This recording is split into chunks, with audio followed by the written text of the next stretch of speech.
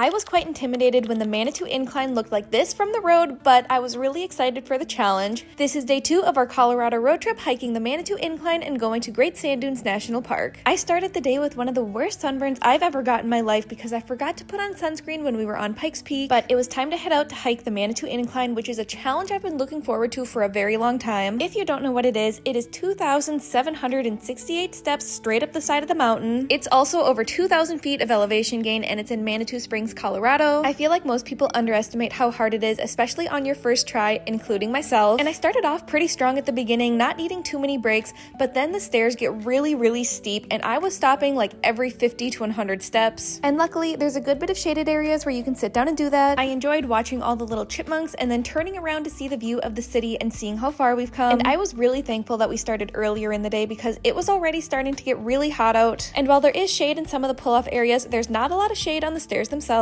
But we finally reached the top, and the feeling that you get when you make it is so rewarding. You just feel so proud of yourself and what your body can accomplish. So we spent a while at the top catching our breath and enjoying the views before heading back down. And luckily, you don't have to go back down the stairs if you don't want to. There's a really nice 3-mile trail that goes back down the side of the mountain. There's lots of beautiful mountain views, and when we went, there was a whole bunch of wildflowers out. And I just want to take a moment to say how gorgeous the towns of Colorado Springs and Manitou Springs are. I couldn't believe how much I fell in love with these towns and how much there is to do here, so we will definitely be taking a trip back sometime. But we finally made it back to our car, and we were starving at this point, so we stopped at Whataburger in Pueblo along our way to the Great Sand Dunes. And this tasted so good, and the employees were so nice. So we continued on our drive, and we saw a whole bunch of these dust devil things, which, coming from the Midwest, I thought they were pretty cool. I, of course, had to make sure I got a picture by the sign, and we also stopped at the Oasis store, which is right outside the park's boundary, to rent a sled to slide down the sand dunes. And everybody tells you to get to this park early before the winds pick up and before it gets too hot, but unfortunately with our schedule, we had to go in the middle of the afternoon, so of course it was very hot and very windy. The sand was actually really pelting us and stinging at the top of the dunes, but I still wanted to make sure I used the board and went down a few times, so here's a video of me doing that. And I've seriously learned so much on this trip on what I would do differently next time, and this is something that I definitely want to come back and do now that I know what I know. I was looking and feeling real crazy after we got back to the car, because before we went out, I covered myself in sunscreen, so it was really sticky and all the sand stuck to it. Sand was everywhere, all in my sunburn and in my shoes. But the rest of our day just consisted of driving to Cortez, Colorado to get as close to Mesa Verde National Park for our visit tomorrow.